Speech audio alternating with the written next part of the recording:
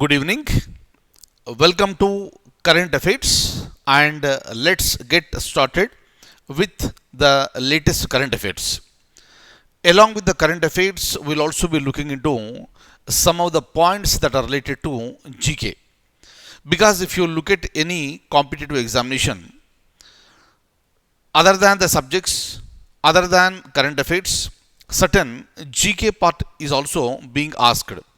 So it is always important to have that knowledge too, because it's a part of our examination, any examination.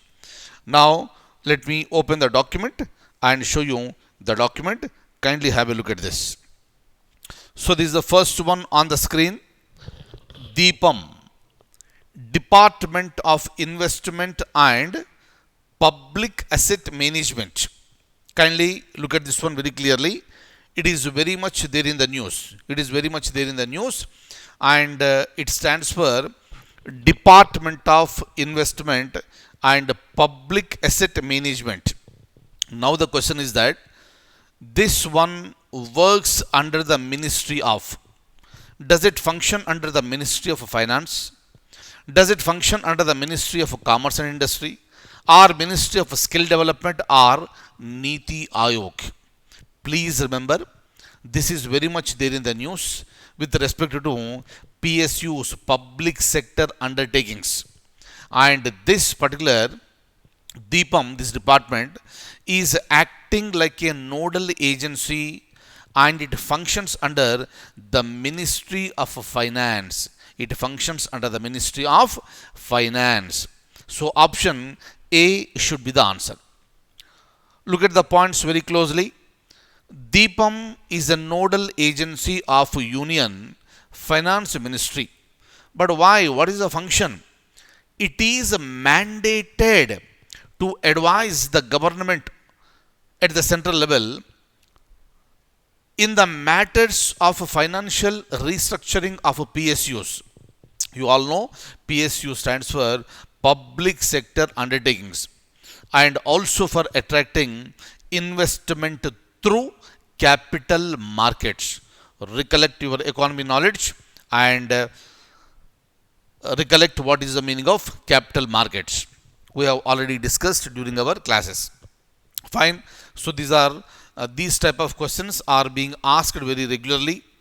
So what is the institution and what is the function and under which ministry is it functioning?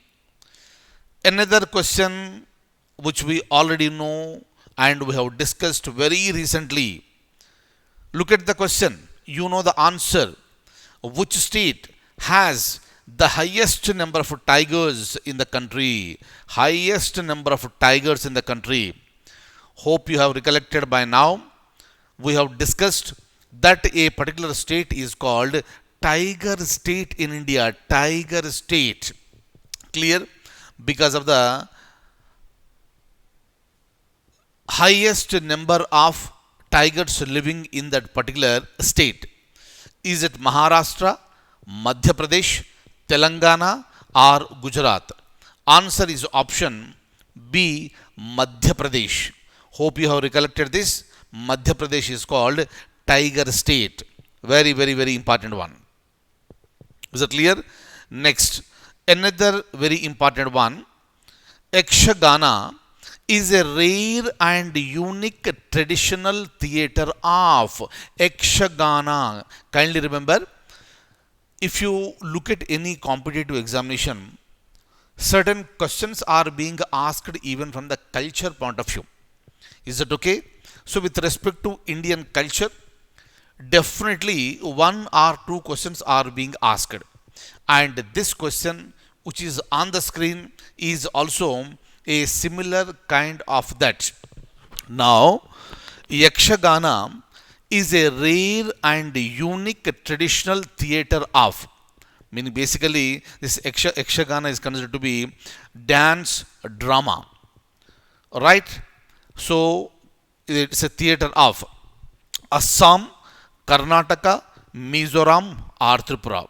And I am very sure most of you, rather every one of you know the answer, and the answer is option B, that is Karnataka. Right? Look at this.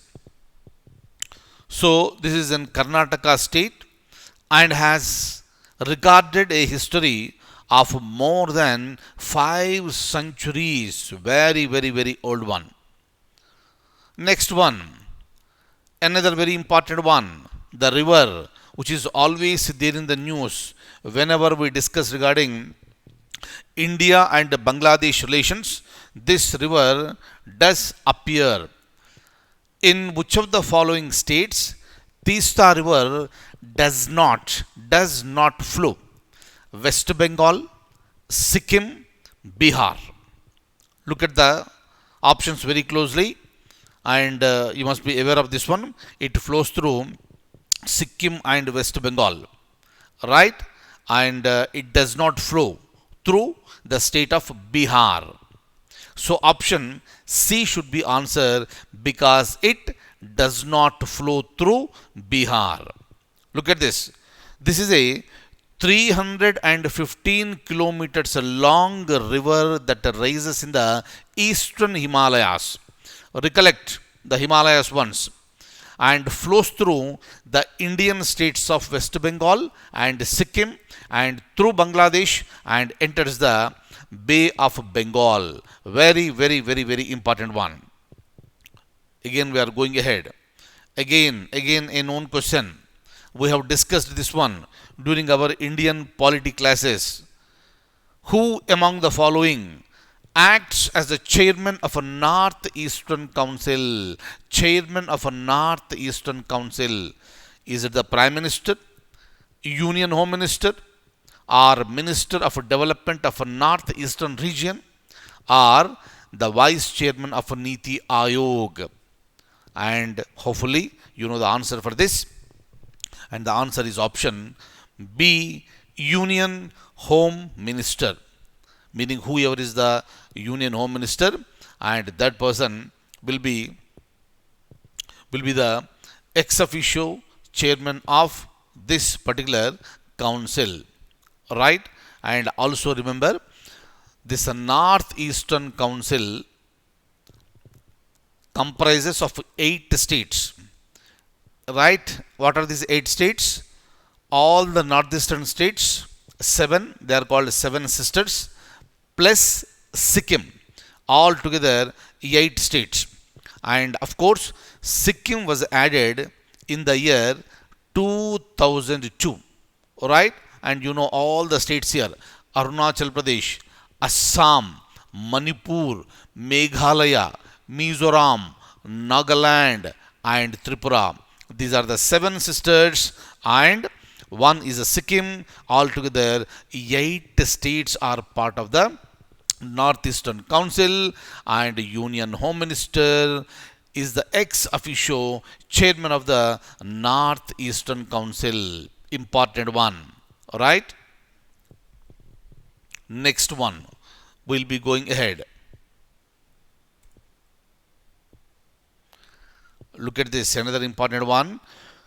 GHTC, meaning Global Housing Technology Challenge, is an initiative of,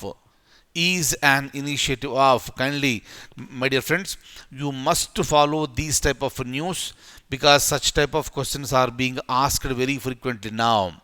It's an initiative of Niti Ayog, no. WTO, World Trade Organization, no. Ministry of Housing and Urban Affairs, and the answer is yes. This is the Ministry of Housing and Urban Affairs, right? And what is the function of this? It will identify, evaluate, shortlist a basket of proven and potential innovative technologies from across the globe and subsequently mainstream them in Indian construction sector that are sustainable, green, and disaster resilient. Important one, right? Next, again we'll be going ahead. This also you know, right? So this is the Atal Innovation mission is the flagship initiative of. This is a flagship initiative of Niti Aayog. Very, very, very, very important.